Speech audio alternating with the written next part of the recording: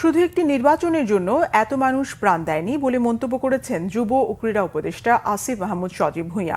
বলেন, আগে সংস্কারের বিষয়টি গুরুত্ব দিচ্ছে সরকার।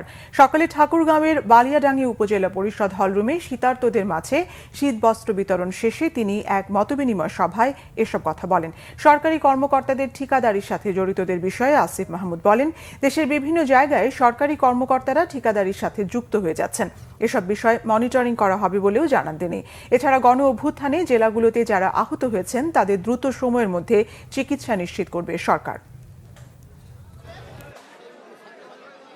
শুধুমাত্র একটা নির্বাচন কিংবা ভোটের জন্য এত মানুষ জীবন দেয়নি। প্রায় 200 শতাধিক আমরা ধারণা করছি আমাদের শহীদ এবং 20,000-এরও বেশি আহত এবং শহীদ পরিবার এবং আমাদের আহতরাও সংস্কারের কথা বলছে।